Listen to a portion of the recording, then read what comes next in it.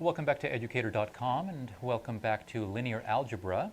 Last time we discussed lines and planes. Today we're going to move on to discuss the actual structure of something called a vector space. So for those of you who come from the sciences and the engineering, physics, chemistry, engineering disciplines, this notion of a vector space may actually seem a little bit strange to you, but really all we're doing is we're taking the properties that you know of and are familiar with respect to 2 space and 3 space, the world that we live in, and we are abstracting them. In other words, we're looking for those properties of that space that are absolutely unchangeable, that are very, very characteristic of a particular space, and seeing if we can actually apply it to spaces of objects that have maybe nothing to do with what you know of as points or vectors in this 3-dimensional space.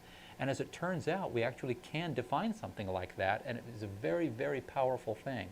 So again, when a mathematician speaks about a space, he's not necessarily talking about n space or 3 space or 2 space. He's talking about a collection of objects that satisfies a certain property, and we give specific names to that particular space. For example, today we're going to define the notion of a vector space.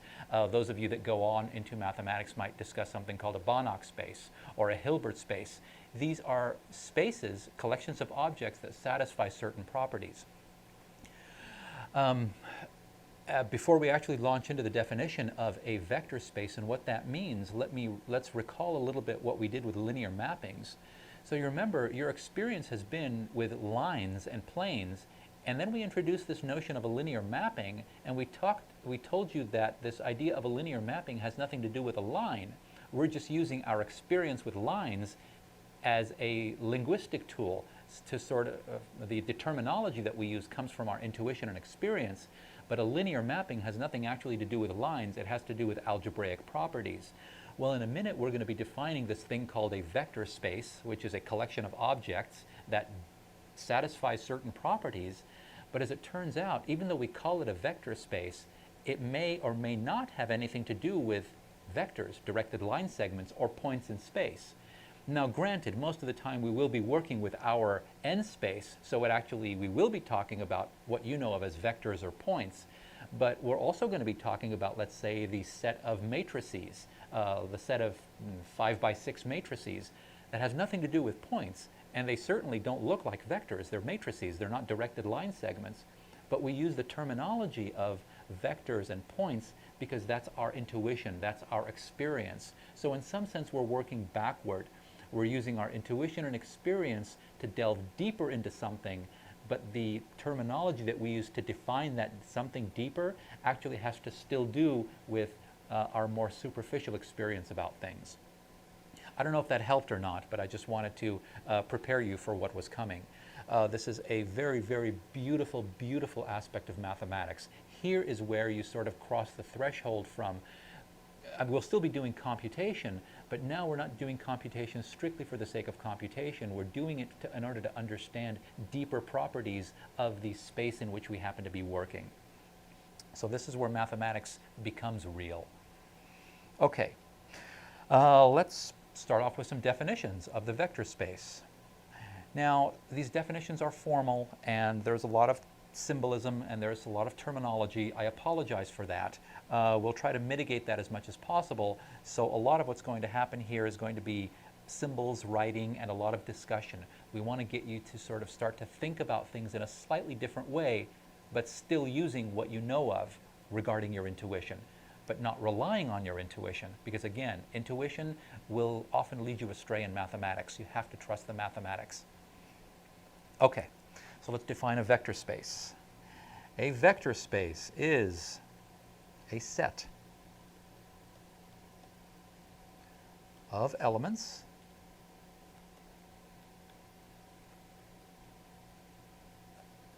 with 2 operations. Now I'm going to have different symbols for the operations. The symbols are going to be similar to what you've seen as far as addition and multiplication, but understand that these operations don't have to be addition and multiplication. They can be anything that I want them to be. Plus with a circle, and a little dot with a circle.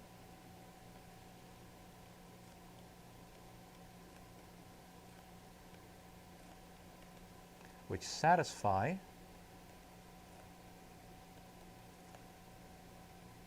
the following properties. Okay, there are quite a few properties. I'm going to warn you. Okay, we'll start with number 1.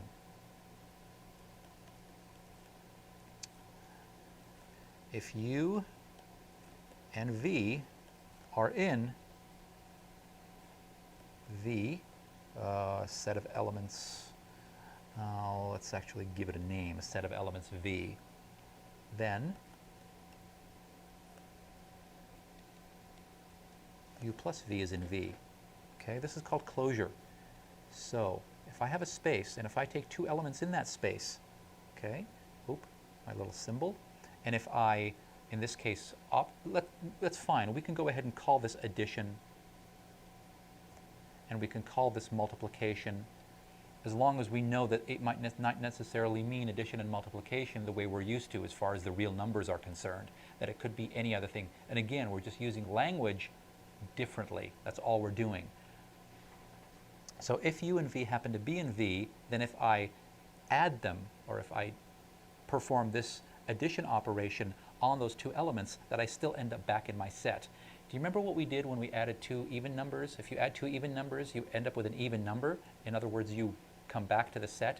But if you add 2 odd numbers, you don't end up back in the odd number set. You end up in the even number set. So the odd numbers don't satisfy the closure property. That means you can take 2 elements of them, add them, but you end up in a different set altogether. That's very odd.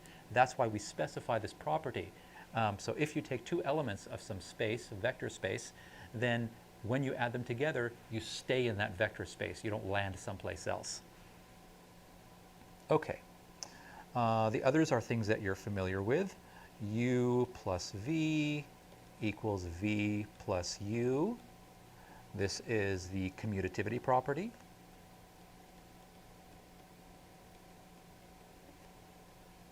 Oh, and by the way, I'm often not going to write these circles around it. I'll often just symbolize it like that and that. Again, they don't necessarily mean addition and multiplication. They're just symbols for some operation that I do to 2 elements. Okay. B, U plus V plus W equals U plus V plus W. Associativity.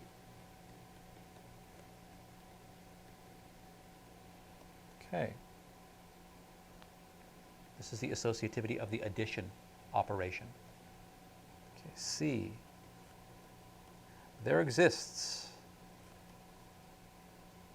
an element symbolized 0 vector in V such that U plus 0, U plus that element,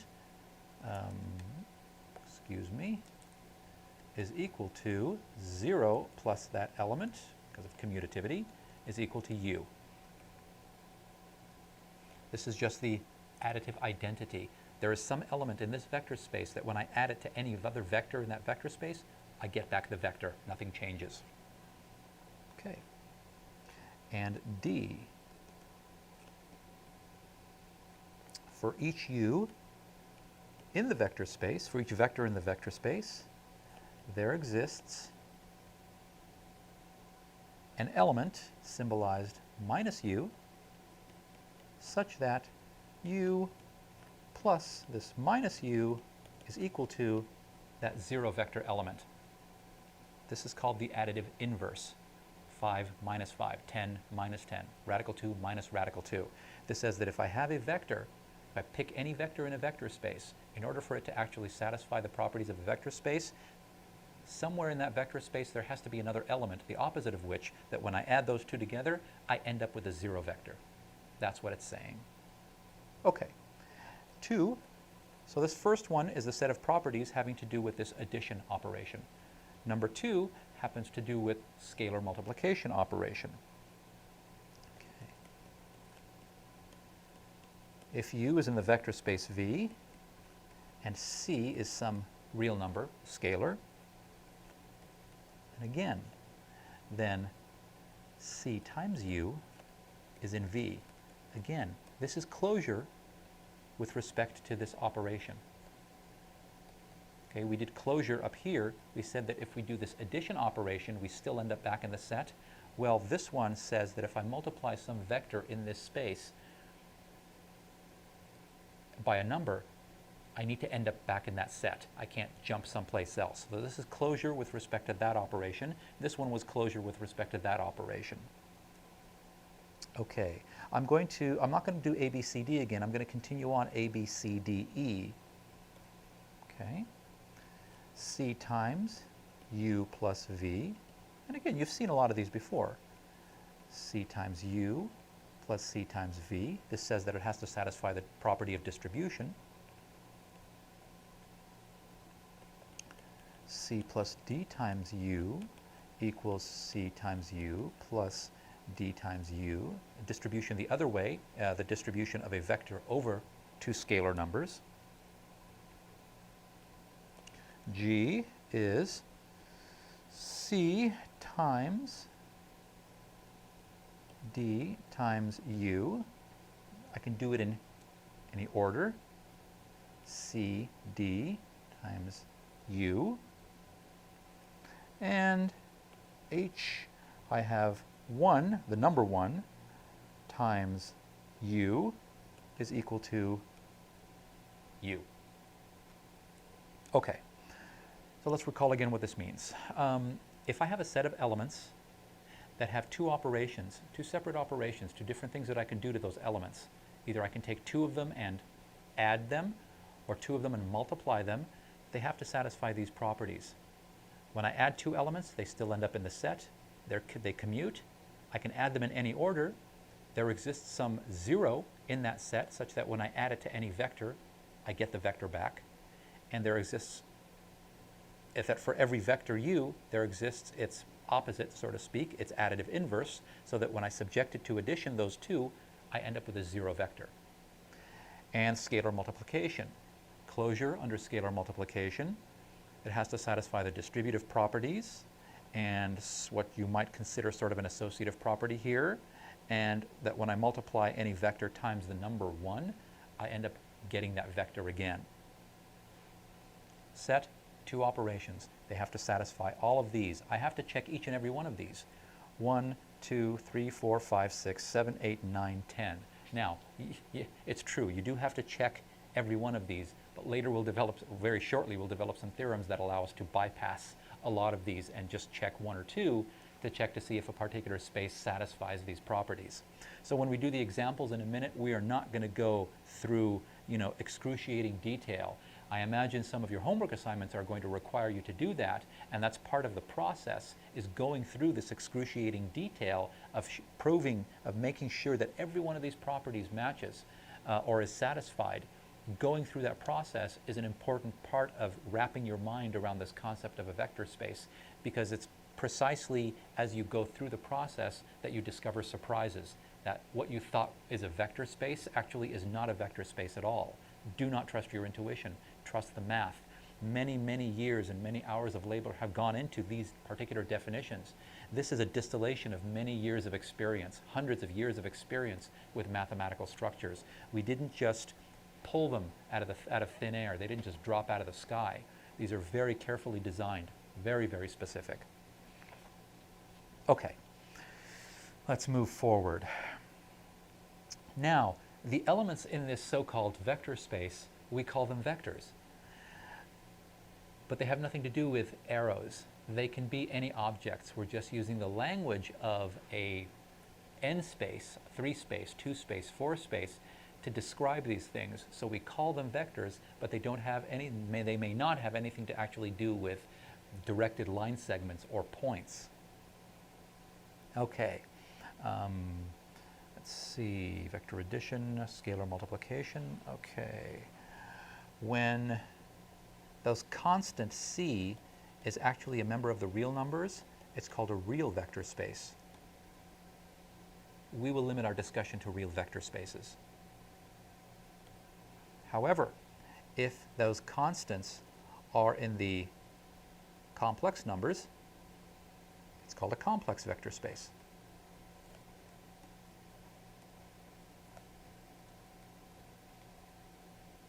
complex vector spaces are very, very important. And as it turns out, many of the theorems for real vector spaces carry over beautifully for complex vector spaces, but not entirely all of them.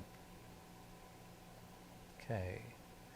And again, this and this are just symbols. They are abstractions of the addition and multiplication properties. When we speak about a specific vector space, like for example, the vector space of real numbers, then addition and multiplication mean exactly what you think they are, but we need a symbolism to represent the operations in other spaces. These are the symbols that we choose because these are the symbols that our experience has allowed us to work with. Okay, let's just do some examples. That's about the best way to treat this.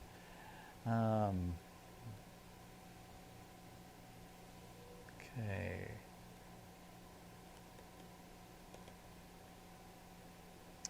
Let's consider, so our first example, let's consider Rn, n space, with that and that meaning exactly what they mean in n space, the addition of vectors and the multiplication by a scalar. As it turns out, Rn is a vector space. Now again, we're not going to go through and check each one of those properties. That's actually going to be part of your homework assignment. For a couple of these in a minute, we will be checking a few of them just to sort of show you how to go about doing it, but you're going to go through and check them just as you normally would. So it is a vector space. Well, for example, if you wanted to check the closure property, here's how you would do it. Let's deal with a specific one, R3. So you let U equal U1, U2, U3. You let V equal V1, V2, V3, and you want to check the closure of addition. So you do this. You write U, that little symbol, plus V is equal to U1, U2, U3, and in n space, that symbol is defined as normal addition of vectors. Remember, we're adding vectors, we're not adding numbers. So this is still just a symbol. V1 plus V2, I'm sorry, not plus. V1, V2, V3, well, that's equal to, I'm going to write it in vector form, U1 plus V1, U2 plus V2, U3 plus V3. Well, these are just numbers. So you end up with a number, a number, a number. Well, that's it. You just end up with a number, a number, a number, and that definitely belongs to R3. This is a vector in R3. You started off with two vectors in R3, you added them, you ended up with a vector in R3, so closure is satisfied. That's one property that you just checked. You break it up into its components, you actually check that these things matter. Okay. All right, let's check this one. Let's see. This one we'll do in some detail. Consider the set of all ordered triples, x, y, z. So something from R3, but we're only taking a part of that.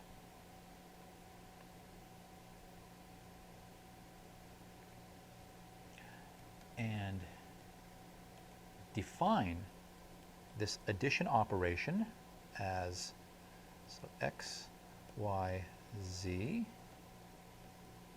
plus r, s, t equals x plus r, y plus s, z plus t. So this addition operation is defined the same way we did for regular vectors, no difference there. However, we're going to define this multiplication operation as this way. We're going to say that c times, let me use my symbols here, which is the point we're trying to make, x, yz is equal to cx yz. Now, I'm defining this multiplication differently. I'm saying that when I have c times a vector in R3, that I only multiply the first component by c. I don't multiply the second and the third. I can define it any way I want. Now, we want to check to see that under these operations, is this a vector space? Well, let's see. As it turns out, if you check most of them, they do. However, let's check that property f. So we want to check the following. Property f was c plus d times u. Does it equal c times u plus d times u? So we want to check this property for these vectors under these operations. Notice this particular property relates this operation with this operation as some kind of distribution. So let's see if this actually works. All right. Now, once again, we'll let u in component form, u1, u2, u3. So let's check the left side. So c plus d times u is equal to, well, we'll go back to our definition. How is it defined? It says you multiply the thing on the left side of this symbol only by the first component. So it's equal to c plus d times u1, but the second and third components stay the same. I hope that makes sense. Our definition is this multiplication gives us this. That's what we've done. C plus d, quantity, this symbol times u, well, c plus d quantity times that. Okay. It's equal to c u1 plus d u1 u2 u3. So we'll leave that one there for a second. Now, we want to check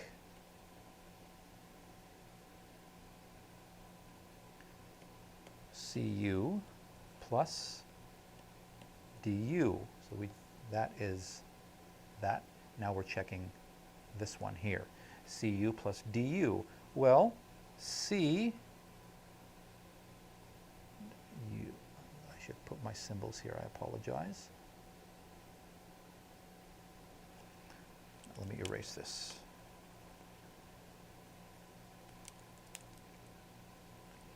C dot u plus d dot u. Okay, so c dot u, again, we go back to our definition. That gives me c u1, u2, u3, plus d u1, u2, u3 equals c u1 plus d u1, u2 plus u2, because now this symbol is just regular addition, u3 plus u3 equals, now watch this, c u1 plus d u1. Well, u2 plus u2 is 2u2. u3 plus u3 is 2u3. Okay. That is not the same as that. This is cu1 plus du1. Yeah, the first components check out, that's fine, but I have u2 and u3 here. I have 2u2 and 2u3 here. This is not a vector space. So, if I take the set of ordered triples, vectors in R3, and if I define my operations this way, it does not form a vector space. You're probably wondering why I would go ahead and define something this way. As it turns out, I'm just going to make a general comment here. The real world and how we define things like distance, they're defined in a specific way to jive with the real world.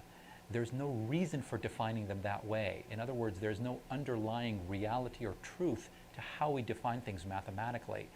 What's important is the underlying mathematical structure and the relationships among these things. This is why something like this might seem kind of voodoo, might seem like I've just pulled it out of nowhere. I haven't pulled it out of nowhere. As it turns out, you run across things like this. In this particular case, we know how vector spaces behave. Well, if I can check this one property, having come up with a new mathematical object, let's say I happen to have to deal with something like this and I discover it's not a vector space, that means that everything that I know about a vector space doesn't hold here. So I can throw that thing out. I don't have to go and develop an entire theory for each new space that I work with. That's why we do what we do. Okay. Another very, very important example. Let's consider the set of m by n matrices. Okay. So if I take the set of 2 by 3 matrices, all the 2 by 3 matrices of all the possible entries, there's an infinite number of them. The matrix by itself is an element of that set. The question is it a vector space? We define, of course we always have to define the operations. We define the addition of matrices as normal matrix addition.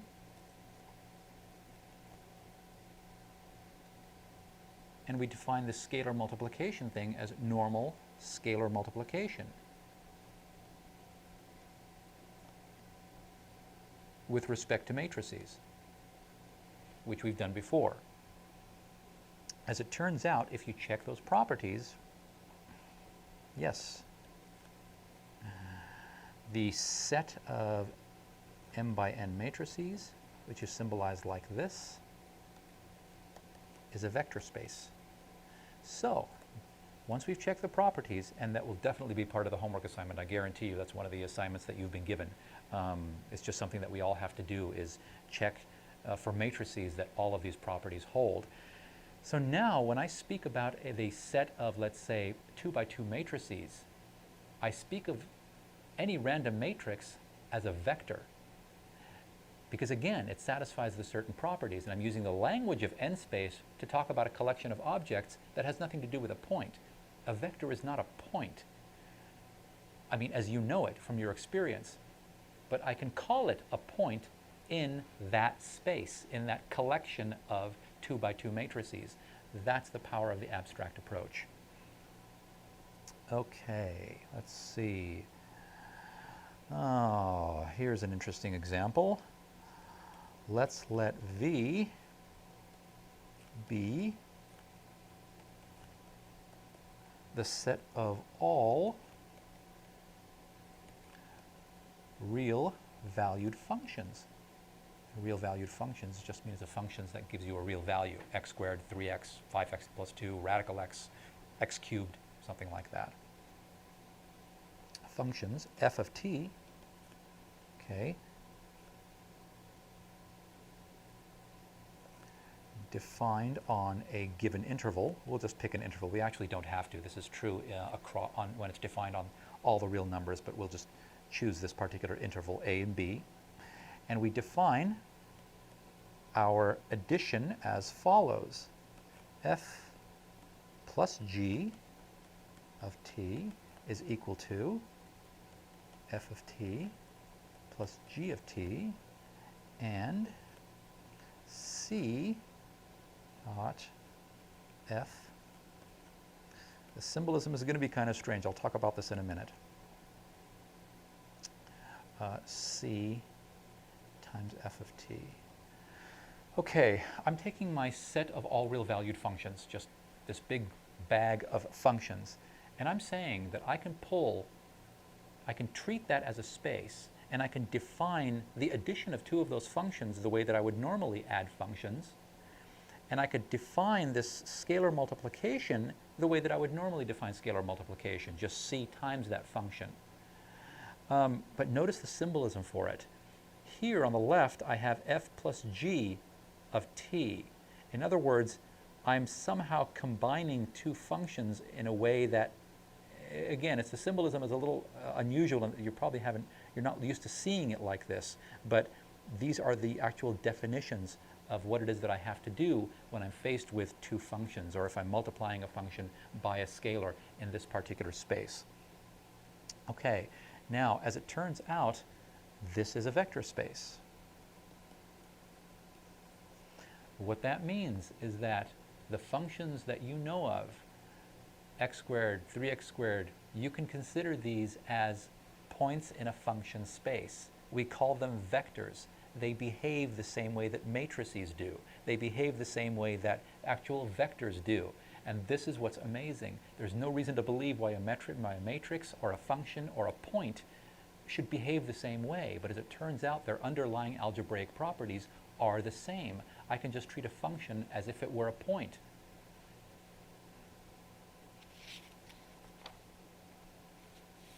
Okay. Let's see.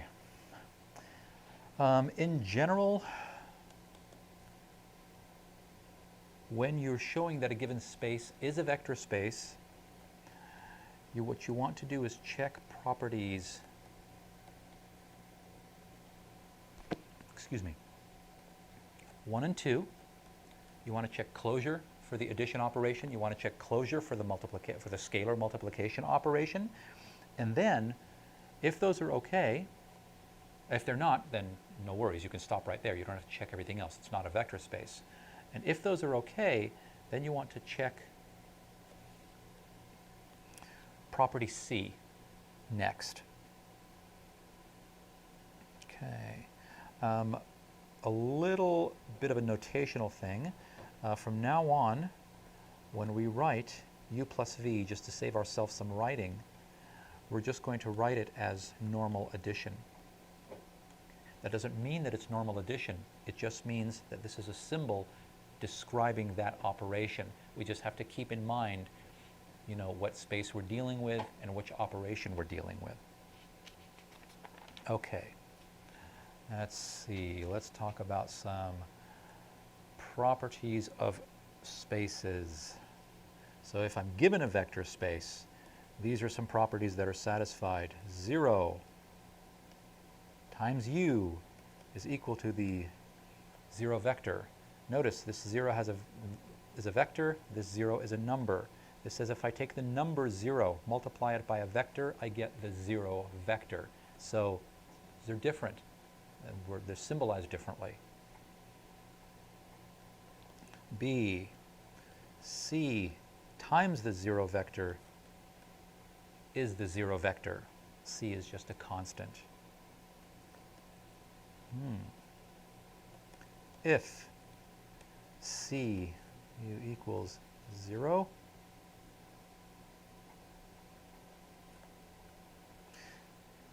if I take a vector and I multiply it by some scalar and I end up with a 0 vector, then the same without.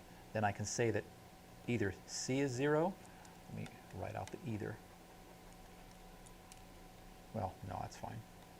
Then C is 0, or u is 0. Then either the scalar was 0 or the vector itself was the 0 vector. D minus 1 times the vector u will give me the additive inverse of that vector, minus u. Okay. Now what we're going to do is we're going to show in detail that the set of all real valued functions, what we did before, for all real numbers is actually a vector space. Okay. Let me see here. Yes, okay, so let's go ahead and check property 1, which is closure. So again, we're talking about the set of all real valued functions. Okay, and remember our definitions, we defined f, actually we're not using that symbol anymore, we're just going to write it this way. We said that f plus g of t is equal to f of t plus g of t. Okay, so we want to check closure. So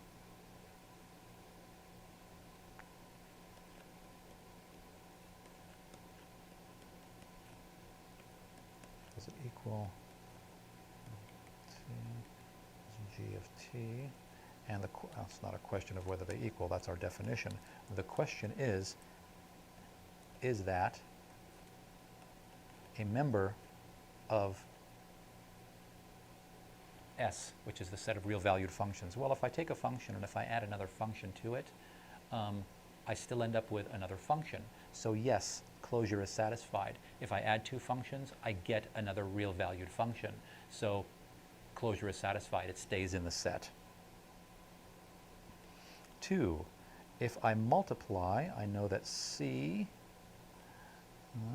f of t, the definition was C times f of t.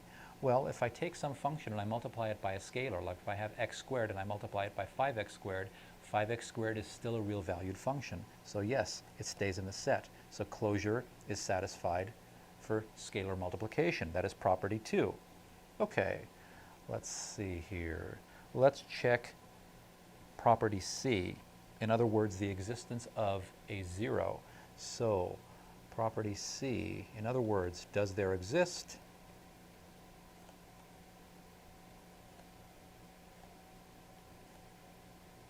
a function g of t such that f of t plus g of t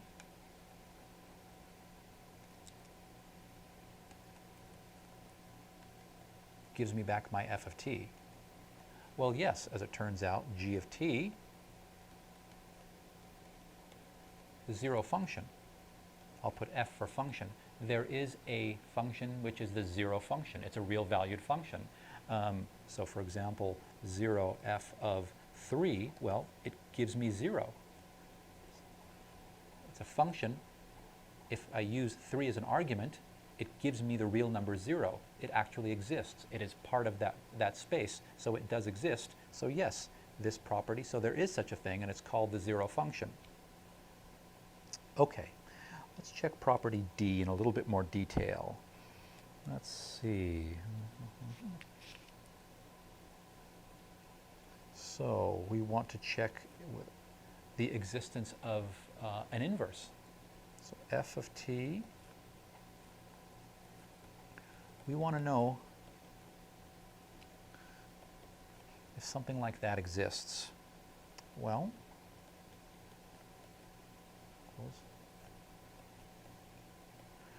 now the question is if I have some given function, and if I just take the negative of that function, is that a real valued function? Well, yes, it is. If I have the function x squared, if I take the negative x squared, that's a perfectly valid real valued function, and it is still in the set of real valued functions. So yes, there is your answer. That additive inverse actually exists, and it is in the set. So that property is satisfied. Let's check property F. We want to check whether C plus D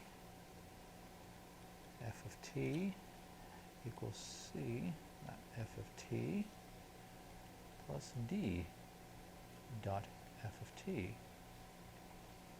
Well, this left-hand side is going to be this one, C plus D dot f of t is defined as C plus D f of t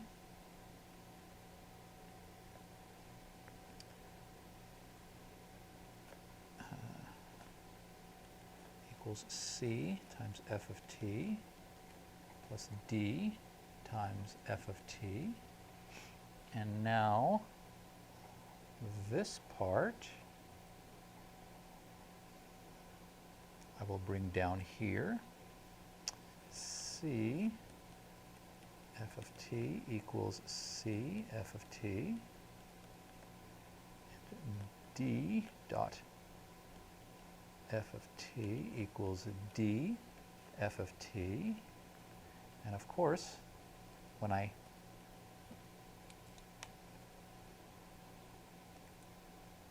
this is this, this is this. When I add them together, normal addition, I end up with exactly this. So it turns out when I add, these two do end up being equal. So yes.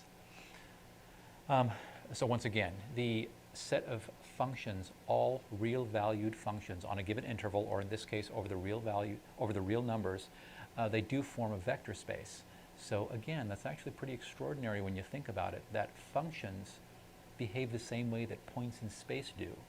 And for those of you that actually continue on into mathematics, it's going to be a really, really interesting thing when that you can actually define the distance between two functions. And when I say distance, again, we're talking about distance. But as it turns out, the notion of a distance in a function space is actually entirely analogous to the distance between 2 points in, let's say, 3 space. Because again, 3 space and the function space are both vector spaces. They satisfy a certain basic kind of properties, and that's what we're doing when we define a vector space. We're looking for deeper properties, fundamental properties that are satisfied for any collection of objects. And that's why it's so amazing that there ultimately is no difference between the space of functions, real space, R2, the space of 2 by 3 matrices. Their algebraic behavior is the same. And that's what makes this important. That's what makes this powerful. Thank you for joining us here at educator.com. We'll see you next time. Bye-bye.